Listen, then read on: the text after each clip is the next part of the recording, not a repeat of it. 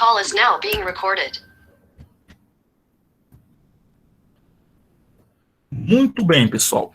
Bom dia a todos vocês. Eu espero que todos estejam bem, com saúde. Vamos para a nossa aula de biologia dessa semana. Esse é um assunto extremamente importante, como todos os assuntos que eu trabalho com vocês. Na verdade, eu estou enxugando, pessoal. Eu estou resumindo o máximo que eu posso, sem prejudicar, claro, o aprendizado de vocês. Então, na aula de hoje, nós vamos ver um dos principais ramos da biologia, que é a citologia. Iremos iniciar na aula de hoje o estudo da citologia. Professor, o que é o estudo da citologia? A citologia, pessoal, é a parte da biologia que nós estudamos as células. Belezinha? Então não se esqueça, vamos estudar na aula de hoje as células. Muito bem. Vamos recapitular algumas coisas que são importantes em biologia, que vocês já viram no ensino fundamental e que a gente já viu também no começo do ano. Pessoal, teoria celular. A teoria celular diz o seguinte: todo ser vivo é formado de célula. Uma célula se origina de outra célula pré-existente. As células, pessoal, elas são as unidades básicas de todo ser vivo. Então, todo ser vivo, por mais simples que seja, até mesmo aqueles seres que são unicelulares, eles são formados de célula.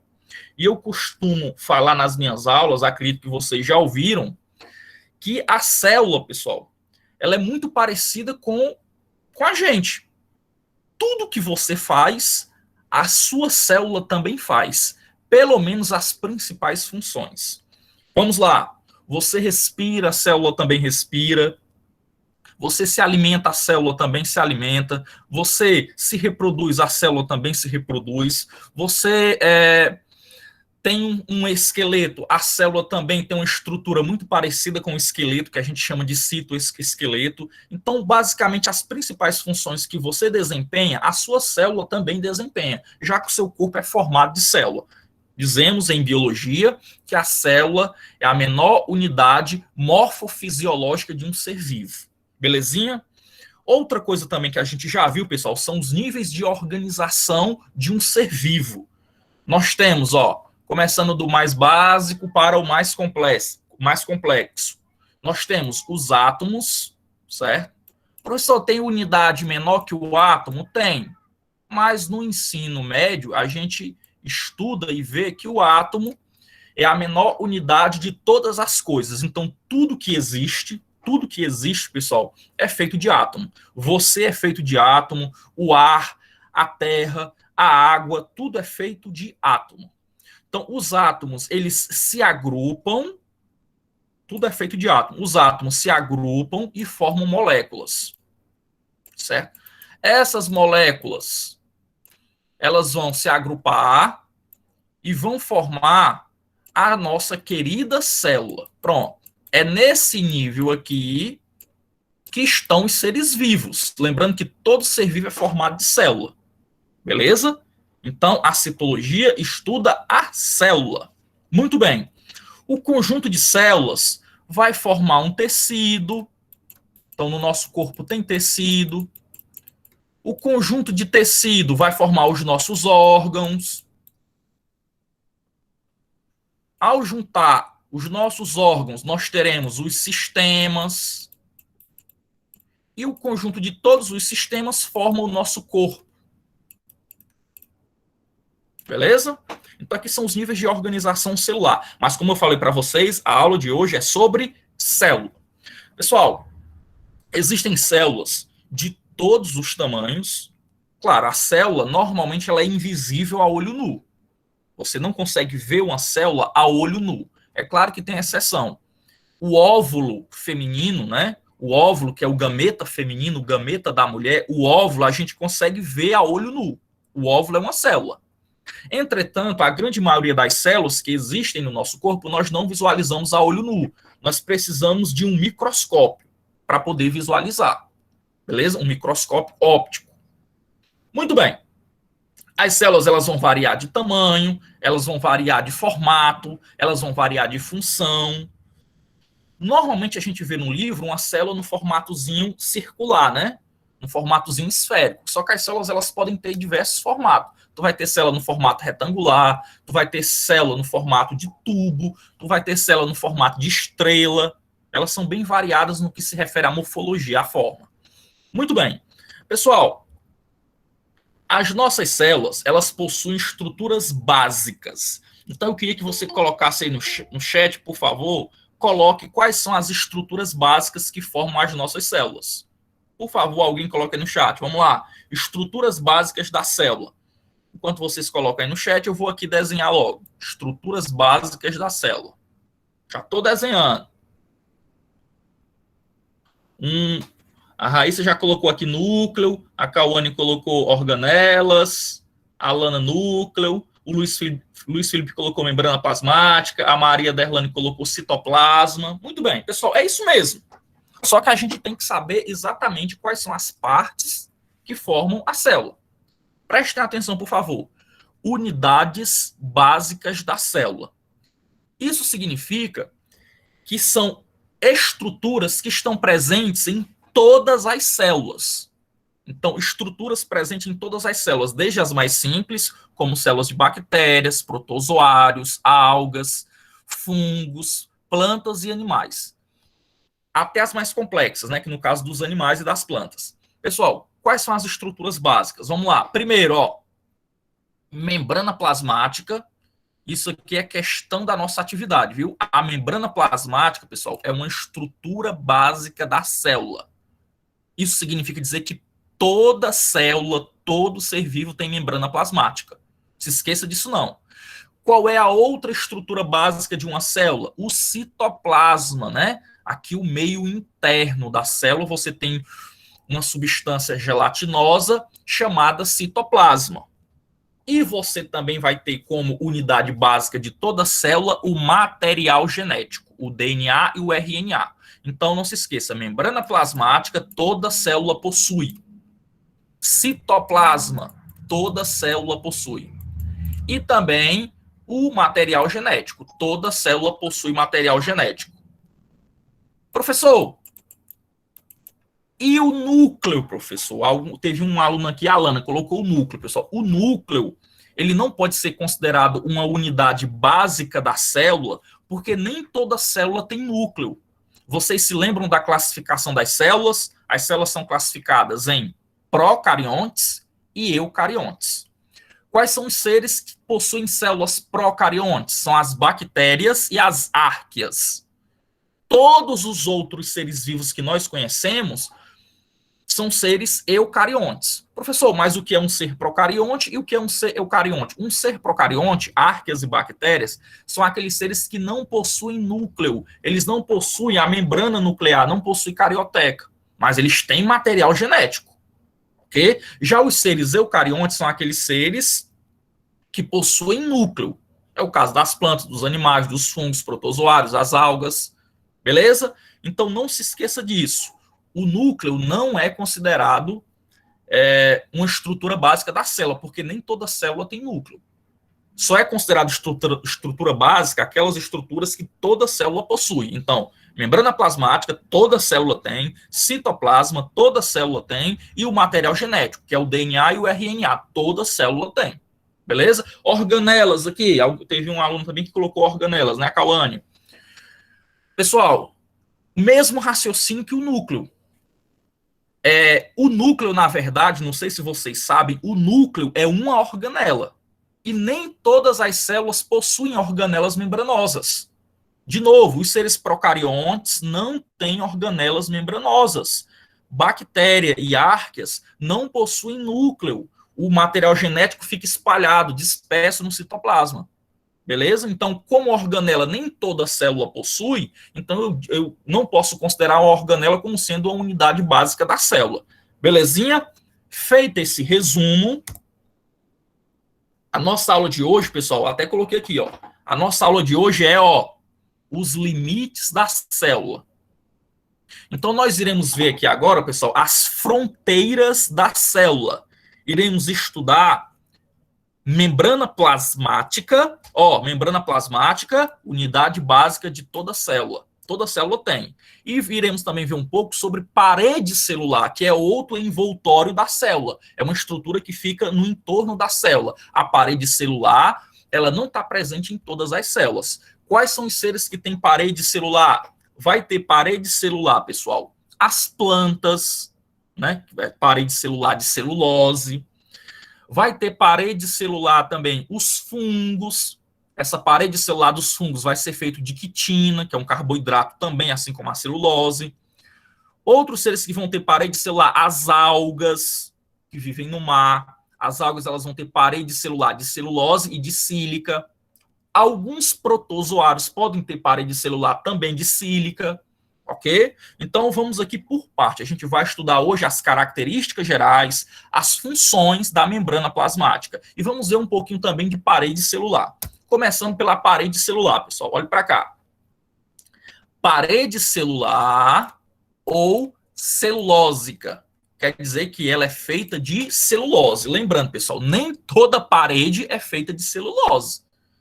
Quem é que vai ter a parede feita de celulose? Plantas e algumas algas. Mas, como eu falei para vocês anteriormente, os fungos vão ter parede celular de quitina, vai ter alga que vai ter parede celular de sílica e vai ter protozoário que vai ter parede celular de sílica também. Então, são diversas as substâncias que podem compor a parede celular de uma célula. Todo ser vivo tem parede celular? Não, só alguns, acabei de mencionar. Então, aqui, no caso da parede celular celulósica, ela é exclusiva dos vegetais. Ok? Então, na verdade, algumas algas também podem ter parede de celulose. Qual é a função da parede celular, pessoal? A função da parede celular é um revestimento externo.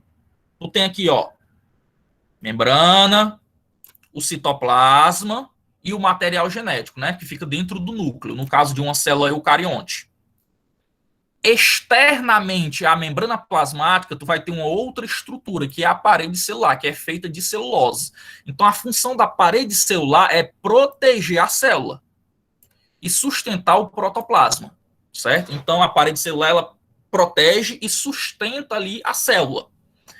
A parede celular, ela vai ser visível somente ao microscópio. Então, se a gente não consegue ver, se a gente mal consegue ver a célula a olho nu, que dirá a parede celular.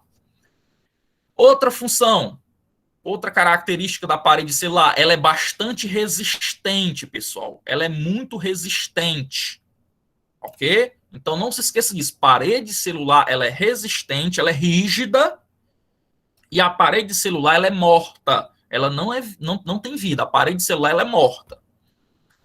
Observações. Alguns fungos, bactérias e protozoários produzem enzimas capazes de digeri-las. Isso aqui é lógico, né? Então, tem alguns seres que conseguem digerir a parede celular, como fungos, bactérias, protozoários. Eles produzem enzimas e essas enzimas digerem. Parede celular nós não temos de jeito nenhum.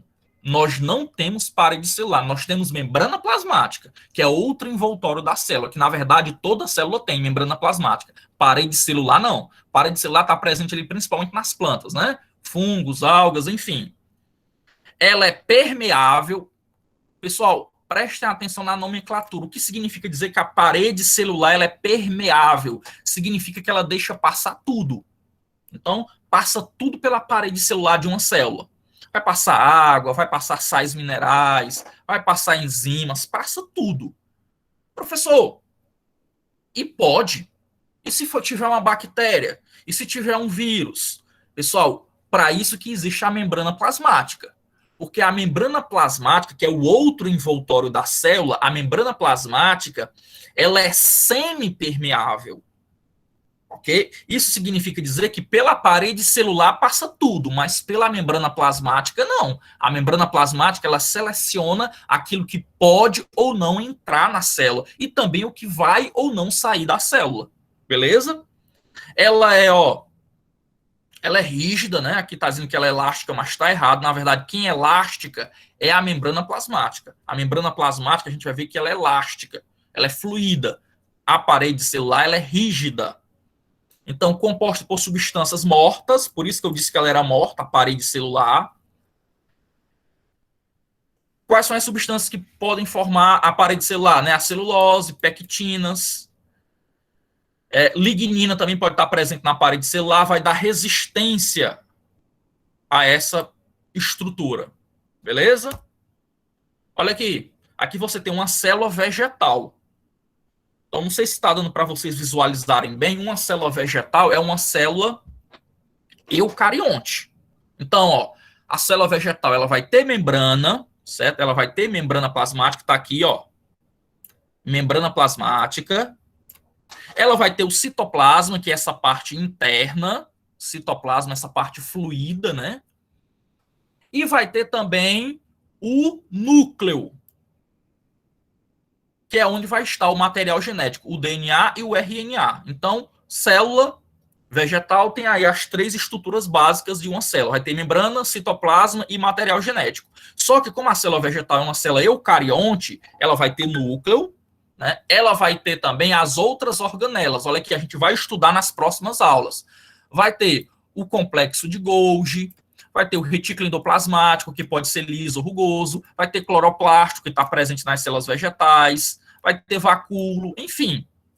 Só que observem, pessoal, que externamente à membrana plasmática, as células vegetais, elas também apresentam parede celular.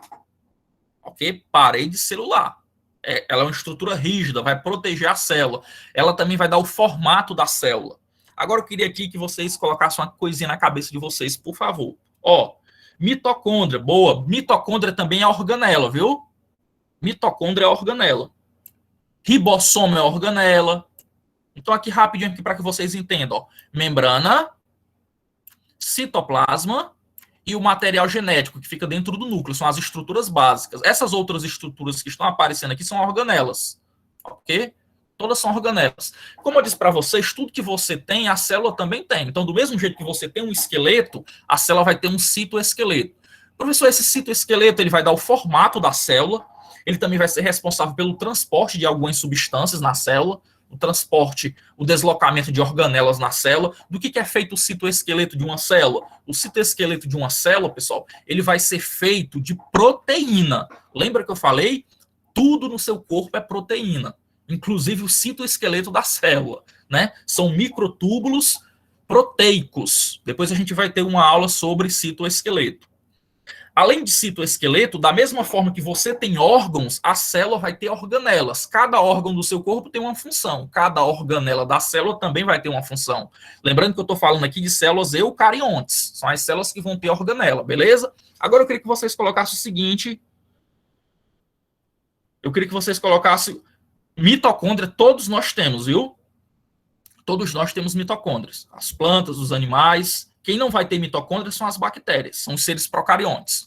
Agora eu queria que vocês colocassem uma coisinha na cabeça de vocês. É só nomenclatura. Pessoal, a membrana plasmática, ela delimita a célula, né? Ela determina a fronteira da célula.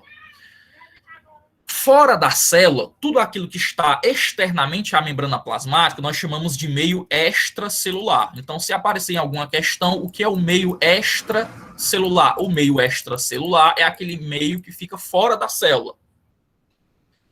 Tudo que está dentro da célula, né, dentro da membrana plasmática, a gente chama de meio intracelular. Então, cuidado com isso aí também, intracelular. Dentro da célula, intracelular. Fora da célula, meio extracelular. Onde é que eu vou encontrar a maior quantidade de água? Pessoal, eu vou encontrar a maior quantidade de água dentro da célula, no meio intracelular. Entretanto, no meio extracelular também tem água. Até porque as substâncias, elas chegam até as nossas células graças principalmente à água. Lembra que a água, uma das funções dela é meio de transporte? Né? O caso do sangue, por exemplo. Muito bem, agora a bichona, a danadona, a mais. Pessoal, esse é o principal tema da nossa aula. É aqui que eu vou focar. É aqui que eu quero que vocês prestem atenção, certo? Membrana plasmática, ela é demais. Vamos lá, vamos por parte. Primeiro, do que a membrana é feita. Pessoal, a membrana plasmática, ela é invisível a olho nu. A membrana plasmática, você só consegue visualizar ela em um microscópio eletrônico, que são aqueles microscópicos extremamente potentes. Qual é a espessura de uma membrana plasmática? A espessura da membrana plasmática, pessoal, é de 6 a 9 nanômetro. Professor, que diabo é isso aí? Um nanômetro, para você ter uma ideia, um nanômetro é 1 metro dividido por 1 bilhão. Então, se tu pegar 1 metro, dividir por 1 bilhão, tu vai ter 1 nanômetro. A espessura da membrana plasmática das células, ela varia de 6 a 9 nanômetros. Para que você tenha uma ideia um pouco melhor, se você pegar aqui, ó, deixa eu pegar aqui, meu Deus do céu. Ó, você pega uma folhazinha, tá vendo aqui a espessura da folha? Nessa espessura aqui da folha, pessoal, cabem 8.000 membranas plasmáticas. Então, observem que a membrana ela é extremamente fina, ok? Então, ela vai circundar a célula. Lembrando que eu falei para vocês que ela, a membrana plasmática, ao contrário da parede celular, ela é semi-permeável. Isso significa dizer que ela seleciona aquilo que entra na célula e o que sai da célula. Então, ela é extremamente importante. Ela é a bichona, ela controla tudo. Beleza? Muito bem. A membrana plasmática, ela recebe outros nomes. Então, pode aparecer também em uma questão, além de membrana plasmática, membrana citoplasmática ou plasmalema. Pode ainda aparecer membrana celular. Então, olha aí, ó. Membrana plasmática, membrana citoplasmática, membrana celular e plasmalema é tudo a mesma coisa, são sinônimos. Beleza? Como eu disse para vocês, a membrana é uma estrutura básica. Se tem célula, obrigatoriamente tem membrana plasmática. Beleza? Componentes. Então, você já fez um resumozinho aqui para vocês. Agora vamos para os componentes. Vamos ver do que a membrana plasmática é formada. Qual a constituição dela. O bom, pessoal, é que a gente já teve aulas de bioquímica. A gente já estudou os compostos inorgânicos. Nós já estudamos os compostos orgânicos. Eu falei para vocês, água, sais minerais inorgânicos. Orgânicos, carboidrato, lipídio, proteína, vitaminas e ácidos nucleicos. Pessoal, esses compostos inorgânicos e orgânicos, eles formam a célula. Então, as células vão ser formadas exatamente deles. Beleza? Então, vamos lá, ó. Do que a célula vai ser formada? A célula é formada de fosfolipídios. A membrana plasmática. A membrana plasmática ela é formada por uma dupla camada de fosfolipídios. Como vocês podem observar aqui nessa imagem. Deixa eu até voltar. Pronto. Olha aqui, pessoal. Olha aqui os fosfolipídios, ó. Olha aqui os fosfolipídios. Só que a membrana plasmática ela tem 2 camadas de fosfolipídios. Não sei se vocês se lembram, mas os fosfolipídios são um tipo especial de lipídio, de gordura. Os fosfolipídios são lipídios complexos. Os fosfolipídios, eles vão ter uma cabeçazinha fosfato, né? É uma cabeçazinha polar. Então, essa cabecinha aqui do fosfolipídio, deixa eu desenhar aqui em cima. Tu tem a cabeçazinha polar, que é o fosfato, e tu tem 2 caudas. Essas caudas aqui são ácidos graxos. Pessoal, a cabeça do fosfolipídio, ela é polar. Isso significa dizer que a cabeça do fosfolipídio tem carga elétrica. A carga elétrica da cabeça do fosfolipídio é negativa. Então, a cabecinha é polar, certo? Essas caudas aqui que vocês estão vendo, essas cadeias longas de ácidos graxos, elas são apolares. Aí vocês devem se lembrar. O que é uma substância polar? A substância é polar quando ela tem afinidade com a água. Substância polar é aquela substância que tem afinidade com a água, porque a água também é polar. Lembra? Semelhante gosta de semelhante, né? Semelhante dissolve semelhante. Então, uma substância polar, ela vai interagir com outra substância também polar. Por isso que a água é considerada solvente universal. Porque a água é polar, tem carga elétrica, e a maioria das substâncias do nosso corpo também são polares. Então, a água consegue dissolver a maioria dessas substâncias. Então, não se esqueça, essa cabecinha ela é polar, ela interage com a água. E as caudas, que são de ácidos graxos, elas são apolares, elas não gostam de água. E isso, pessoal, interfere no formato da membrana. Olha aí para a membrana, por favor, olhe para a membrana. Observem o seguinte, aqui tu tem a membrana plasmática. Essa parte aqui superior, vamos imaginar que seja o meio extracelular, ou seja, fora da célula. E essa parte aqui inferior é o meio intracelular, dentro da célula. Eu falei para vocês, onde é que eu encontro maior quantidade de água? Dentro da célula. Então aqui tem água. E fora da célula, no meio extracelular, também tem água. O que é que acontece, pessoal? Olhem para as cabecinhas dos fosfolipídios. São duas camadas de fosfolipídios, são duas. Olhem para a cabecinha. Observem que a cabecinha dos fosfolipídios, que são polares, elas estão em contato com a água. E as caudas, que são apolares, que não gostam de água, elas ficam na parte interna da membrana. Olha aqui. A apolar se junta com a apolar. Então, as caudinhas, elas ficam próximas umas das outras, longe da água. Entenderam aí? Então, não se esqueça. Constituição da membrana plasmática. Ela é formada por uma bicamada de fosfolipídios. São duas camadas de fosfolipídios. Só que existem outras coisas na membrana plasmática. Na membrana plasmática também vai ter colesterol, certo? Colesterol movimentando-se entre os fosfolipídios e confere a maleabilidade à membrana plasmática. Pessoal, colesterol é outro tipo de lipídio que nós estudamos. Então, observe que a célula, a membrana, ela é feita de tudo aquilo que a gente já estudou. Colesterol. Deixa eu voltar aqui. Pronto. Tá aqui, esses bichinhos amarelos aqui, ó. Não sei se vocês estão conseguindo visualizar. Só as células animais é que possuem colesterol na membrana. Então, se você pegar uma célula do seu corpo, na membrana plasmática das células do seu corpo vai ter colesterol. Se você pegar uma célula de uma planta, não tem colesterol. Qual é a função do colesterol na membrana plasmática, pessoal? Ele tem uma função extremamente importante. O que acontece? A membrana, eu vou mostrar mais adiante para vocês, que ela é fluida, ela é maleável. Então, o colesterol, ele equilibra essa fluidez da membrana, para que a membrana não se desmanche. Então, ele, de certa forma, ele dá mais rigidez à membrana. Ele não deixa a membrana se desmanchar. Ao mesmo tempo que ele também não deixa a membrana se solidificar. Então, por que em um ambiente frio a membrana não congela? Quando você está em um ambiente frio, a membrana plasmática das suas células não se congela por causa do colesterol. Então, ele equilibra a fluidez da membrana. Beleza? Continuando. Então, a gente tem duas camadas de fosfolipídios. Lembrando que as cabecinhas, que são polares, ficam em contato com a água. As caudas, que são apolares, ficam em contato entre si, na região central. A gente também tem colesterol na membrana plasmática e nós temos proteínas na membrana plasmática. Olha aí, pessoal, tudo que a gente estudou. A membrana plasmática da sua célula tem proteína. Tudo é proteína no seu corpo. Aí essas proteínas aqui, deixa eu mostrar a imagem. Pronto.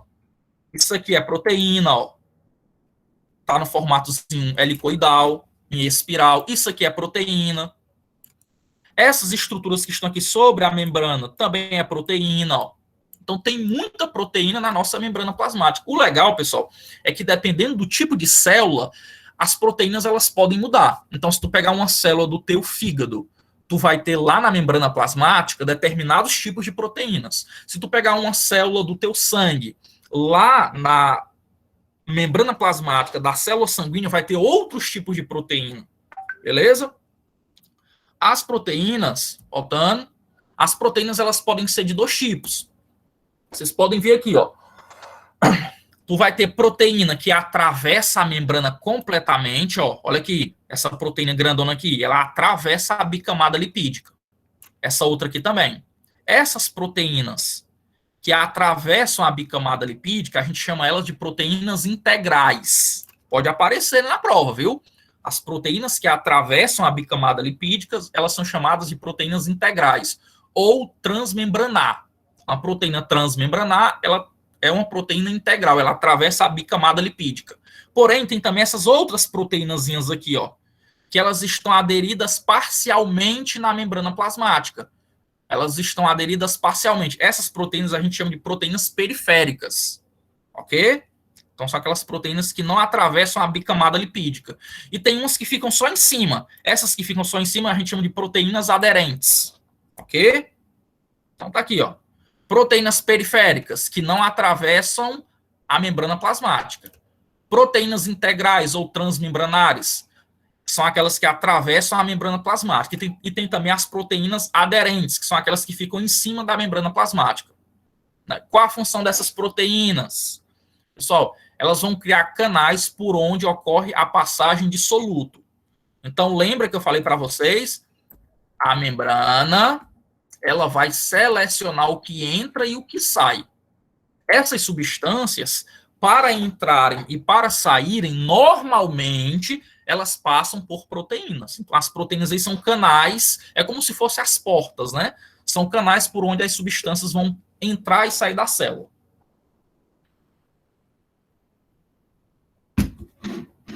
E agora, curiosidade.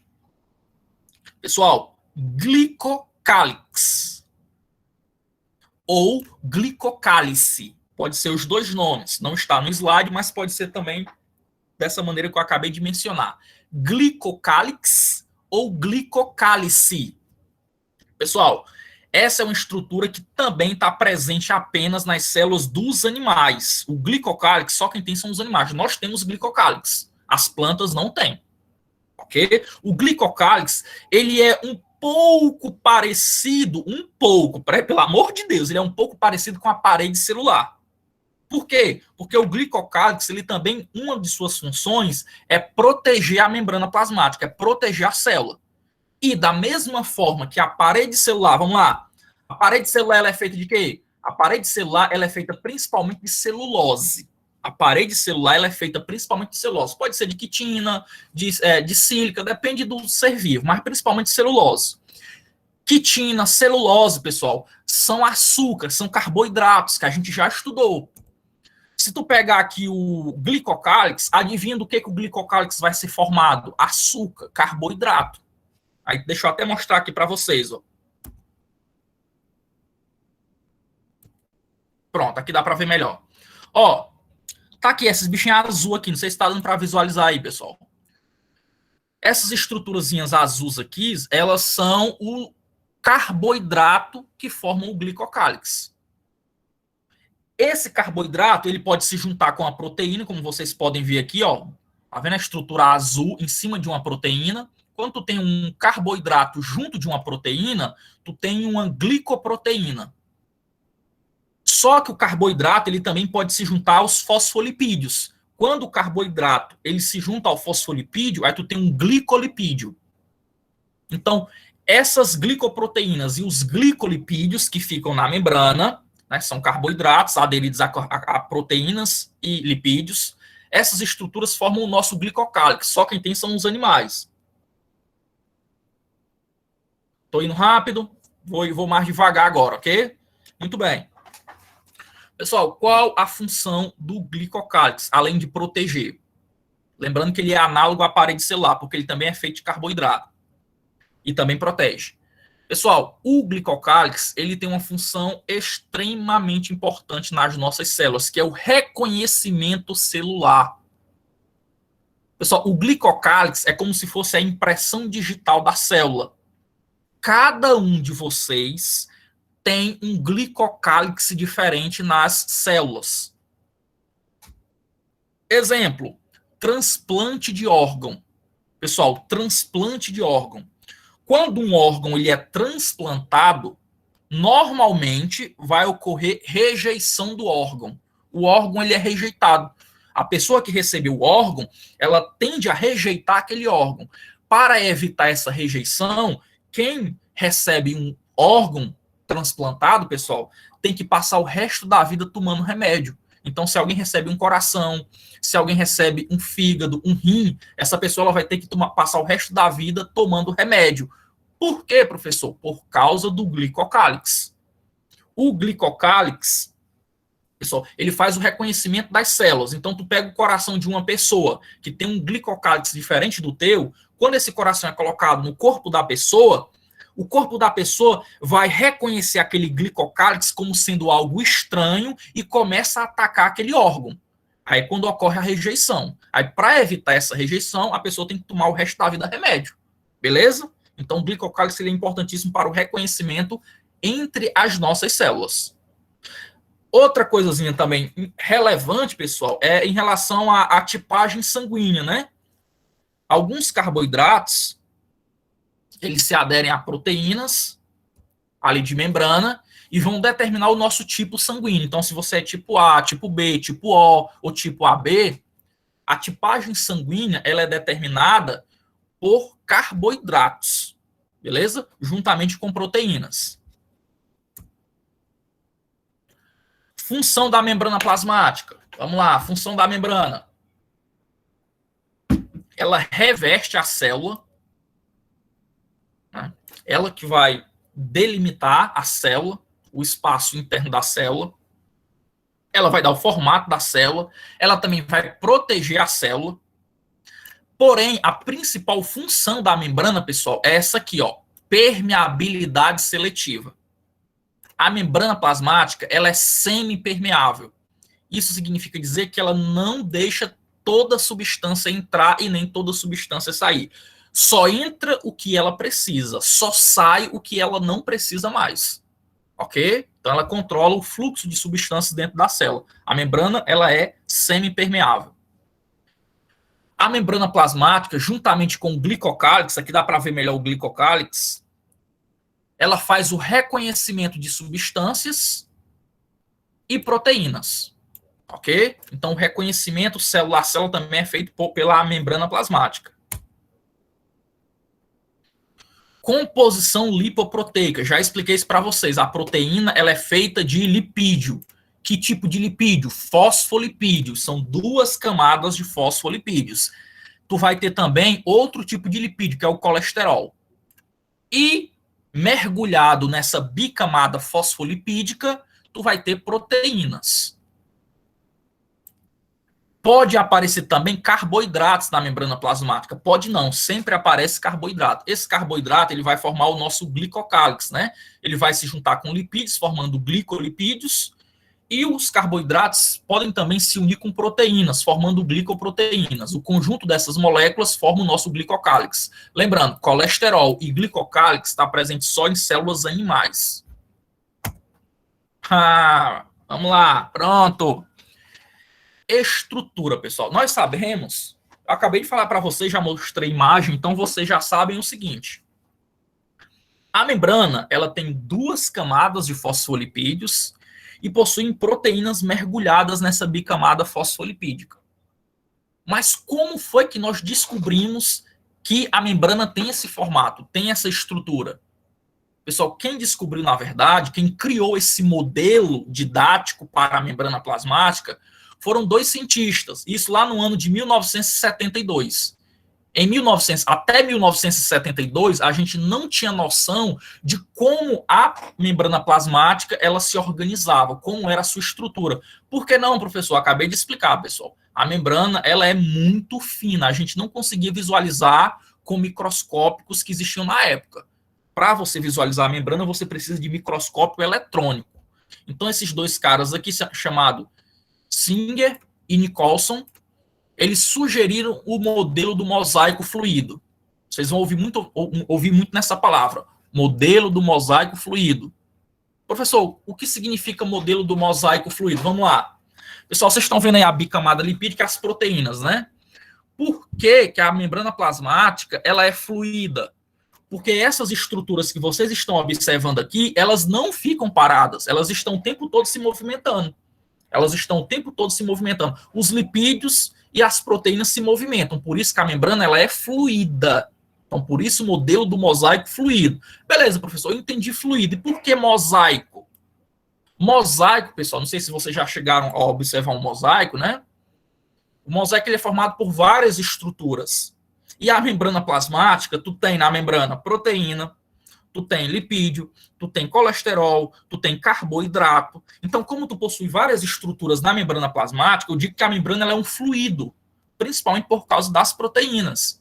Então, membrana plasmática, Ela é representada pelo modelo do mosaico fluido. Mosaico, porque tem várias estruturas presentes ali na membrana plasmática, principalmente proteínas. E por que fluido? Porque essas estruturas elas ficam se movimentando o tempo todo. Elas não ficam fixas.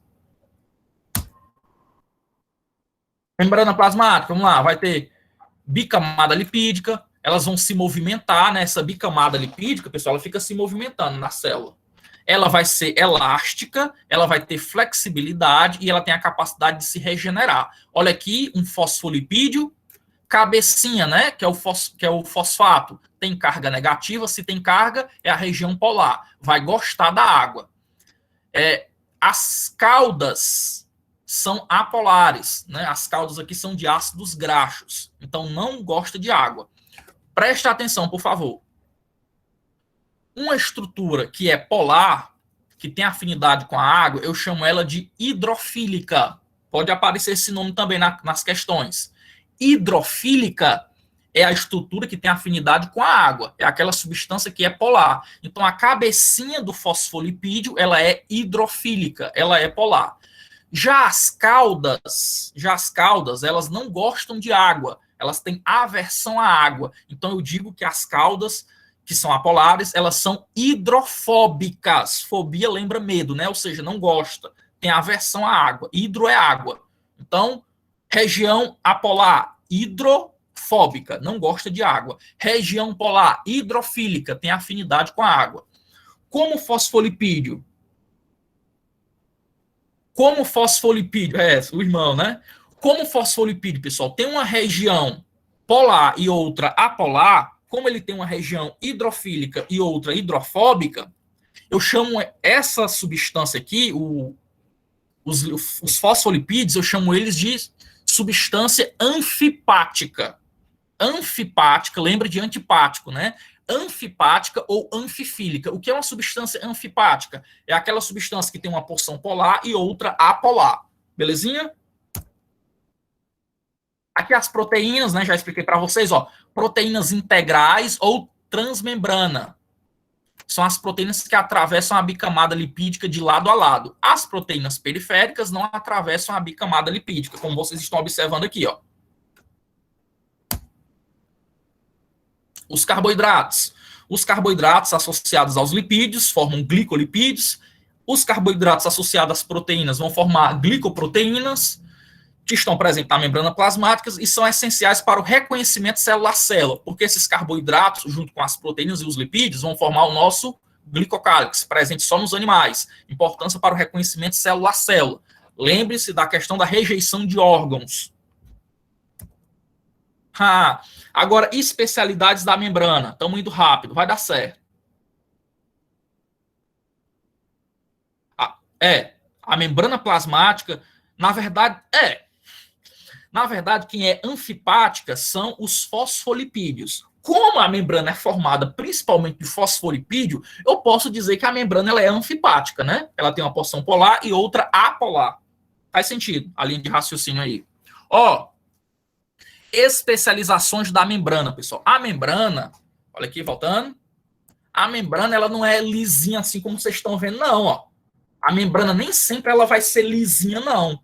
Ela pode sofrer deformações. Agora nós vamos ver aqui as especializações da membrana. Começando pela mais importante. Pessoal, eu já vi isso aqui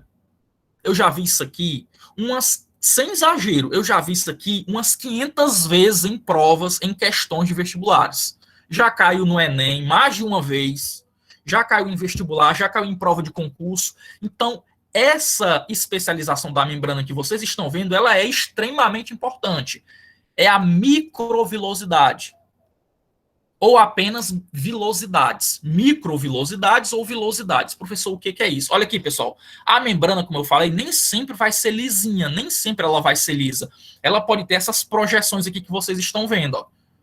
Beleza? Isso aqui são microvilosidades. Professor, qual a importância, para que serve e onde eu encontro? Pessoal, as microvilosidades você vai encontrar principalmente nas células do seu intestino delgado. Então, as células do seu intestino delgado, elas tem essas estruturas na membrana, essas microvilosidades, essas deformações da membrana plasmática. Células do seu rim também vai ter microvilosidades.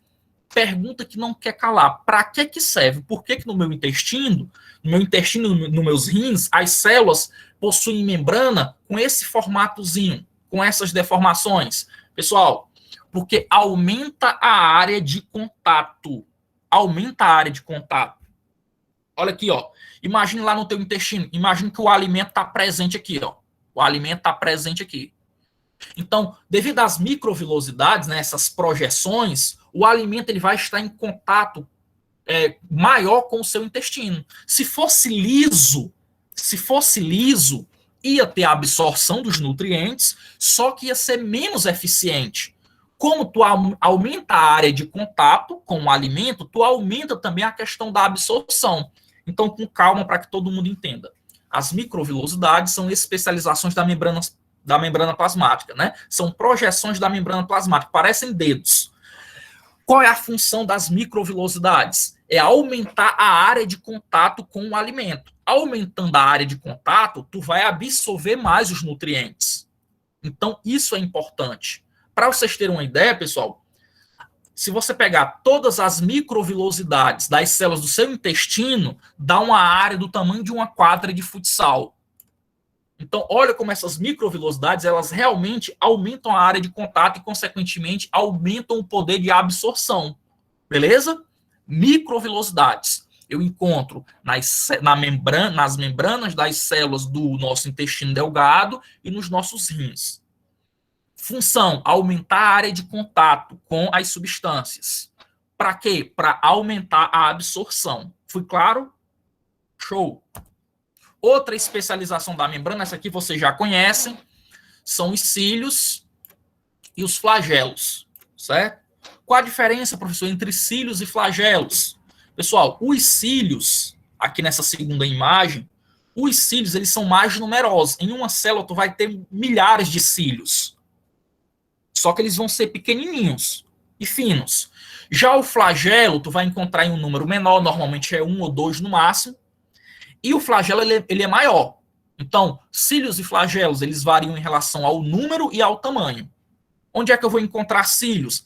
Nas células que estão presentes no teu sistema respiratório. Então, nas células que fazem parte, por exemplo, do teu nariz, nas células do teu nariz, existem cílios. Professor, para que servem esses cílios que estão presentes na membrana das células do meu nariz? Esses cílios servem para limpar impurezas, né? Para evitar que sujeira entre na sua respiração. Já o flagelo aqui, a gente se lembra de quem? A gente se lembra dos protozoários. Protozoários têm flagelo. A gente se lembra principalmente do espermatozoide, que é o gameta masculino. Então, no caso do flagelo, ele tem função de locomoção. Belezinha?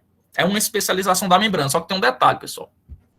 Ó, nos eucariontes, presta atenção, nas células eucariontes, isso é importante. Nas células eucariontes, nós temos cílios e flagelos formados a partir de centríolo.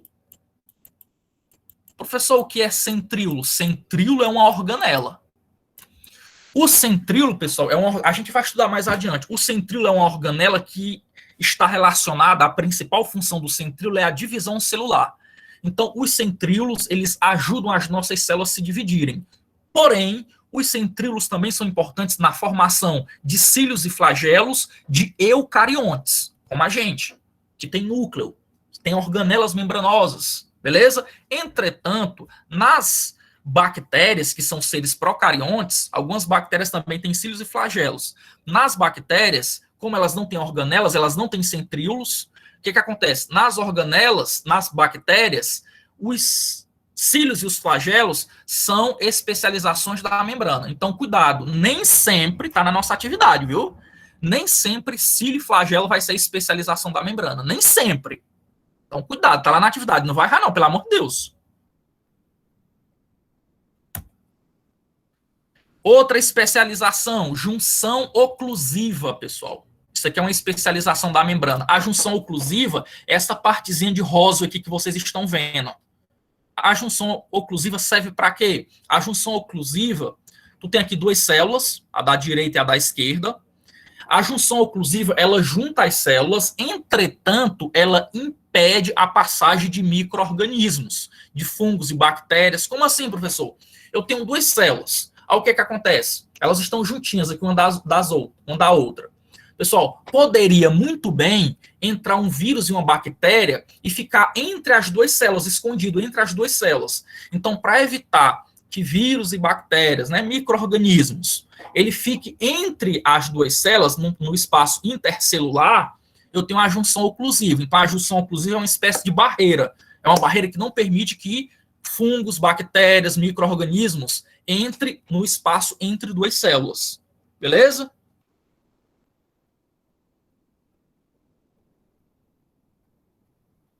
Os cílios, eu falei para vocês, pessoal, no nosso caso, nós temos cílios nas células do sistema respiratório, beleza?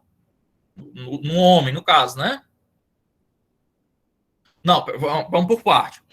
Existem os pelos do nariz, ali é pelo, é cabelo, certo? Só que no nosso nariz, as nossas células, além do pelo, além do cabelo, elas também possuem cílios. A gente não consegue ver, mas tem. Qual é a função? Impedir que impurezas entrem no nosso sistema respiratório. Por isso que é importante respirar pelo nariz e não pela boca, exatamente. Pessoal, porque quando você respira pelo nariz, além dos pelos, além dos cílios que limpam a impureza, o ar ele é aquecido. Então é importante que o ar chegue aquecido até os seus pulmões, ok? Quando você respira pela boca, você respira muita impureza e o ar não chega aquecido como deveria. Respire pelo nariz, não respire pela boca, não. Outra especialização da membrana aqui, pessoal, é o desmossomos, ó. Quem nunca puxou a sua bochecha, né? Deu um beliscão em você. Pessoal, por que quando alguém puxa a nossa bochecha, dá um beliscão, por que a pele não se rompe? Porque nós temos essa especialização da membrana aqui, chamada desmossomos. Ela também é muito importante, cai muito, viu? O desmossomos, ele dá aderência entre as células. Os desmossomos, eles são feitos de proteínas, ó. Não disse que tudo era feito de proteína? Então, os desmossomos, eles são feitos de proteína e eles unem a célula fortemente. Ele dá adesão à célula. Então, as células elas não conseguem serem separadas, beleza? Então, desmossomos é feito de proteína. Qual é a função do desmossomos? Aderir às células. Adesão celular. Isso aqui tem uma importância, inclusive, pessoal, em pessoas que têm câncer. Como assim, professor? Imagine que a pessoa está com um tumor, né? Um câncer. A pessoa está com um tumor, lá as células estão se multiplicando rapidamente. Aí o que acontece? Essas células, se elas ficassem concentradas em um local, não daria muito problema. O problema é que essas células cancerígenas, os desmossomos, eles param de funcionar, então elas se desprendem. Então, como os desmossomos param de funcionar, elas se desprendem, entram na corrente sanguínea e se espalham pelo corpo. Aí vai dar um processozinho muito complicado chamado metástase. Okay? Metástase é quando o câncer ele se espalha pelo corpo. Por quê? Porque os desmossomos não estão mais funcionando, as células se separam.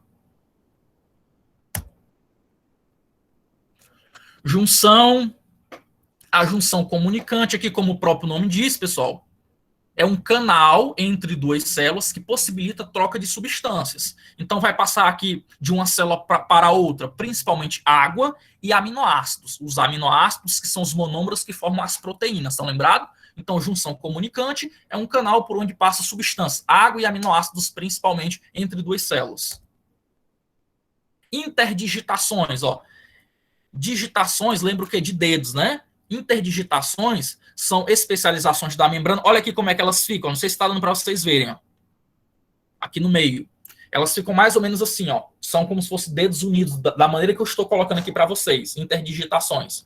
Então, qual a importância da interdigitação? Aderência. Então, prende as células também, igual o desmossomos. As células ficam presas. Além das células ficarem presas, observem aqui, pessoal, que aumenta a área de contato entre as células. Então, isso facilita a troca de substâncias entre elas também. Ok? Interdigitações. E, por fim, e não menos importante, o plasmodesmos. Plasmodesmo, pessoal, são também canais comunicantes entre células vegetais. Então, olha aqui, voltando. Junção oclusiva é um canal que une duas células e permite a troca de substâncias entre elas. Isso células animais. Em células vegetais, tu vai ter uma estrutura parecida chamada plasmodesmo. Então, plasmodesmo são canais entre duas células vegetais que possibilitam troca de substâncias entre elas. Beleza? Agora é o seguinte, aqui, pessoal, seria interessante uma aula só para esse assunto que vocês estão vendo aqui agora. Aí eu vou tentar resumir aqui, beleza? Tentar resumir. Vamos lá. Transporte. Transporte pela membrana. Pessoal, as substâncias, elas atravessam a membrana, certo? Então, há transporte na membrana plasmática. Tem dois tipos de transporte. Tem um transporte com gasto de energia, que a gente chama de transporte ativo. Então, quando uma substância atravessa a membrana plasmática, tu está tendo um transporte. Se gasta energia para atravessar, transporte ativo. Se não gasta energia, transporte passivo. Entendido?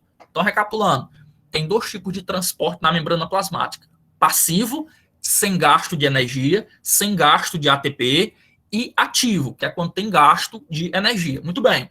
Vamos começar pelo passivo, aquele que não tem gasto de energia.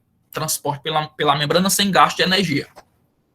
Nós temos, difusão simples, difusão facilitada e osmose. Para você entender isso aqui, eu estou preocupado aqui com o tempo, pessoal, certo? Porque é muita coisa aqui nesse assunto. Mas vamos lá, vou tentar sintetizar. Vamos lá. Pessoal, em química, deixa eu colocar aqui, gradiente de concentração. Gradiente de concentração. Vocês vão ouvir muito falar sobre isso aqui, em biologia e em química. Gradiente de concentração. O que significa gradiente de concentração? Pessoal, em química a gente aprende que uma solução, ela sempre tende ao equilíbrio.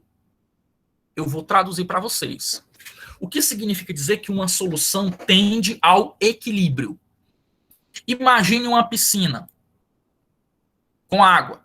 Aí você coloca aqui no canto da piscina sal. Então, aqui no canto da piscina, pessoal, vai estar muito concentrado, vai ter muito sal. Mas existe uma tendência natural desse sal se espalhar de forma homogênea por toda a piscina. Então, isso é gradiente de concentração. É quando você vai a favor do gradiente de concentração. O que acontece? Tu tem soluto e solvente. O solvente ele vai dissolver o soluto normalmente pode ser um sal, o solvente normalmente pode ser a água. Certo? Então, se tu coloca, pessoal, sal na água, existe uma tendência natural do sal se espalhar pela água de forma harmônica. Beleza? Então, vamos aqui por parte.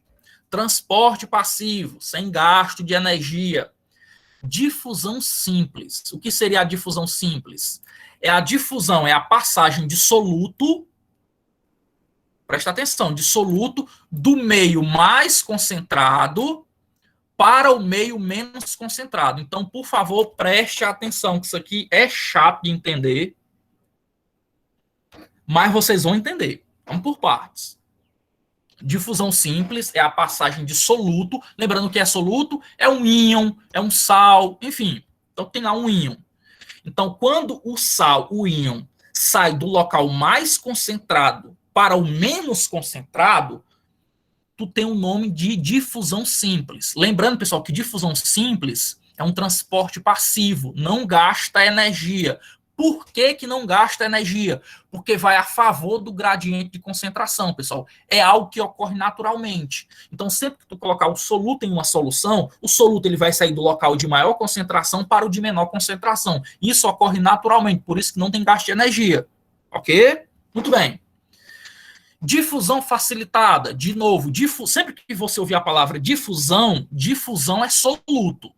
Então, de novo, o soluto ele vai passar do meio mais concentrado para o meio menos concentrado novamente. Só que agora, ele vai contar com a ajuda de uma proteína.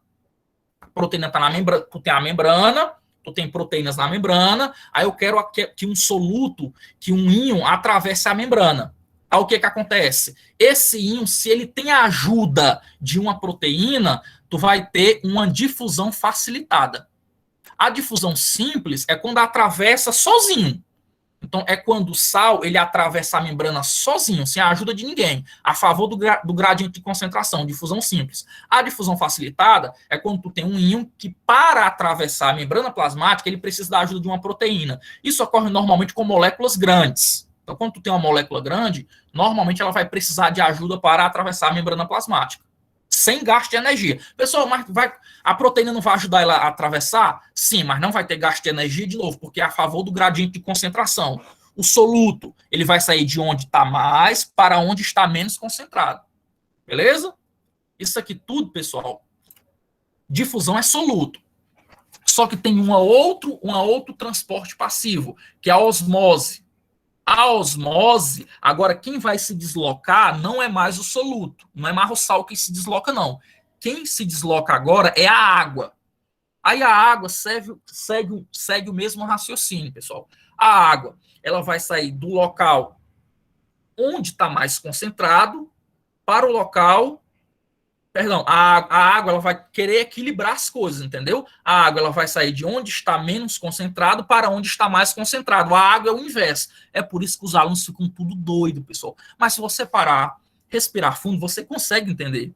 A água, a tendência não é equilibrar as coisas? A tendência não é equilibrar. Deixa eu ver se tem alguma imagem aqui para explicar melhor. Pronto, tá aqui. Tá aqui uma imagem. Ó, aqui é a osmose, certo? A bolinha azul é o solvente, é a água. A bolinha vermelha é o soluto. Se fosse difusão, presta atenção. Se fosse difusão, o que ia acontecer aqui em cima? Se fosse difusão, o soluto, que é essa bolinha vermelha, ia sair do lado direito para o esquerdo.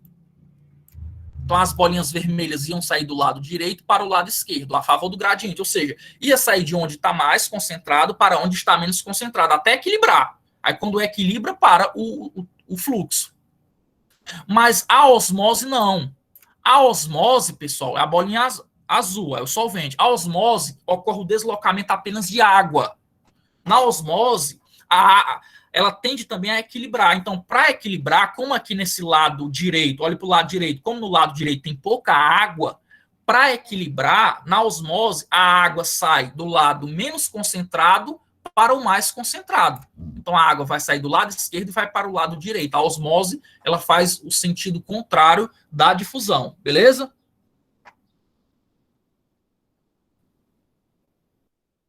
Voltando. Pronto. Agora, ó, os meios. Isso aqui é relação à osmose. Meio isotônico, quantidade de água dentro e fora da célula são iguais. Então, se a quantidade de água dentro e fora da célula está igual, tu tem um meio isotônico, ok? Iso é igual. Meio hipotônico. O meio hipotônico ocorrerá a passagem de água do meio menos concentrado, fora da célula, para o meio mais concentrado, dentro da célula. Ou seja, as células tendem a absorver água, ficando cheias. Pessoal, se tu tem uma célula e tu coloca ela em um meio hipotônico, ó, vou pegar aqui. Peguei a célula que tem um recipiente com água, aí peguei a célula e coloquei aqui dentro desse recipiente com água. Esse meio é hipotônico, quer dizer que ele está menos concentrado que a água. Como ele está menos concentrado que a água, a tendência é que a água entre na célula. Certo? Então, a célula, o meio está menos concentrado que a célula. Então, a tendência é que a água entre na célula. Belezinha? Isso aqui é meio hipotônico. Então, como vai entrar água na célula, a célula vai inchar. Ela vai ficar túrgida. Se você ouvir essa palavra túrgida, é quando a célula incha. Beleza? É quando a célula está em um meio hipotônico. O meio é menos concentrado que ela, então a água vai entrar para poder equilibrar as coisas. Sempre, pessoal, o objetivo é equilibrar. Sempre. Meio hipertônico. Pronto. Agora, ó, a água ela está muito concentrada, ela é hipertônica. Então, como a água está mais concentrada que a célula, a água de dentro da célula sai para tentar buscar o equilíbrio. Beleza? Eu vou dar um exemplo bem prático, pessoal. Cururu. cururu. Algumas pessoas têm um hábito de jogar sal no cururu. Pelo amor de Deus, não faça isso, não. Pessoal, o cururu, o sapinho, ele tem pulmão, certo? Ele faz respiração pulmonar, só que é uma respiração insuficiente. Então, para complementar essa respiração, o cururu, os sapos, eles respiram também pela pele, respiração cutânea, para ajudar. Aí o que é que você faz? Você pega sal e joga na pele do cururu. Você, pelo amor de Deus, você é demais. O bichinho respira pela pele. Aí tu joga sal na pele do cururu, pessoal, ó. Aqui o cururu. Bichão lindo, maravilhoso. Né? Cururu. Aí quando tu joga sal, o que que acontece? O sal é mais concentrado do que o corpo do cururu. Então, a água que está nas células do cururu, a água sai, pessoal. Então, quando tu joga sal no cururu, o cururu, as células do cururu perdem água para o sal. Então, ele desidrata, tu queima a pele do cururu. E ele respira pela pele. Pelo amor de Deus, não faça isso não. Viu? Ok? Aqui, ó. Pronto. Aqui é um resumozinho. Essa imagem aqui tá perfeita. Vou terminar a aula, pessoal. Terminando. Aqui nós temos uma solução. Rapaz, até o meu notebook está querendo descarregar. A água sanitária é a mesma coisa. Que boa é a mesma coisa. A que boa ela é muito concentrada. Aí tu joga, a água vai sair do meio menos concentrado para o mais concentrado para tentar equilibrar as coisas. Vamos lá. Aqui, ó. Solução hipotônica. Ou seja, é aquela solução que está menos concentrada do que a célula. Então, como a solução, a água, está menos concentrada do que a célula é mais concentrada, então a água entra na célula. A célula ela vai inchar. Se for uma célula animal, pessoal, ela pode se romper. Ocorre a lise celular, quando a célula se rompe. Entra tanto água na célula que ela se rompe. Lise celular. Se for uma célula vegetal, ela vai ficar túrgida, ela vai ficar inchada. Por que ela não se rompe? Porque na célula vegetal tu tem a parede celular. Então ela é rígida, ela segura, não deixa a célula se romper. Agora, se o meio for isotônico, pessoal, coloca uma célula animal em um meio isotônico, não acontece nada. E uma célula vegetal também não acontece nada, porque o meio é isotônico, ele já está em equilíbrio. Então a mesma quantidade de água que entra vai sair. Então fica ali em equilíbrio, não ocorre nada, a célula permanece normal. Agora, se a solução for hipertônica, se a água estiver muito concentrada, ó, tem muito sal na água, ela é hipertônica, está muito concentrada. Aí o que acontece? A água que está dentro da célula sai. Consequentemente, a célula vai murchar. Ok? Se for uma célula vegetal, ocorre a mesma coisa, ela também murcha, ela perde água para o meio, porque o meio é hipertônico, está mais concentrado, então ela murcha. Só que aí, a célula vegetal, observem aqui esse fenômeno aqui chamado plasmólise. A plasmólise, pessoal, é quando a célula vegetal perde água para o meio e, como ela murcha, a membrana plasmática da célula vegetal ela se desprende da parede celular. Esse processo é chamado de plasmólise. Se tu pegar essa célula que sofreu plasmólise, colocar ela em um meio hipotônico, ela volta a receber água, ocorre o processo inverso, ela vai inchar, a gente chama esse processo de deplasmólise. Então, plasmólise é quando há perda de água de uma célula vegetal, ela murcha, a membrana plasmática se desprende da parede celular. O processo inverso é a deplasmólise.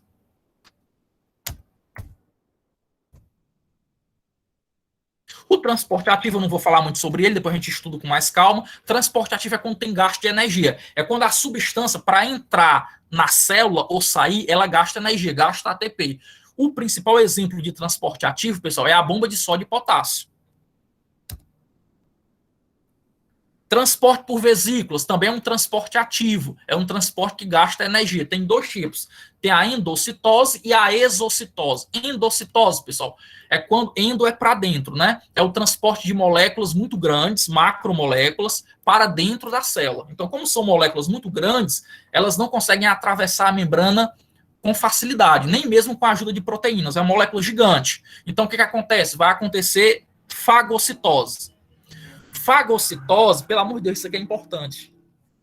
Fagocitose é a ingestão de moléculas sólidas. Então, tu tem uma célula, aí tu tem uma molécula sólida. A célula se aproxima dessa molécula sólida e engloba. Ela fagocita essa molécula sólida. É como se a célula estivesse comendo. O nome desse processo, fagocitose. Ok? Aí vai digerir e vai eliminar as excretas. Se for uma partícula líquida, se a célula se aproxima, né, e engloba a partícula líquida, aí tu vai ter um processo chamado de pinocitose. Ó, se for uma partícula líquida, é pinocitose. A fagocitose, pessoal, olha aqui. A fagocitose, isso aqui é a célula se aproxima, a membrana começa a se deformar, a membrana projeta uma espécie de pés, chamado pseudópodes. Esses pseudópodes, que são falsos pés, englobam a partícula sólida e trazem para dentro da célula. E aí o alimento é digerido. Beleza? Os resíduos, né? Os resíduos dessa digestão vão sair por exocitose, num processo chamado de plasmocitose, ok? Então, são quando as substâncias indesejadas saem da célula. Pinocitose, no caso da pinocitose é o contrário, né? A célula não vai projetar os pseudópodes, ela não vai abraçar o alimento. As partículas líquidas, elas vão chegar na membrana, a membrana vai se invaginar, e quando a membrana se desloca assim para dentro, a membrana se invagina. Exocitose, como eu já falei para vocês, ou plasmocitose, é quando a célula elimina as substâncias indesejadas. É como se a célula estivesse fazendo cocô. Então, ó, preste atenção. Fagocitose, a célula engloba uma partícula líquida. Ela se alimentou. Uma partícula sólida, perdão. É a pressa, pessoal. Fagocitose é quando a célula engloba uma partícula sólida. Pinocitose, quando a célula engloba uma partícula líquida. Ocorre a digestão dessas partículas.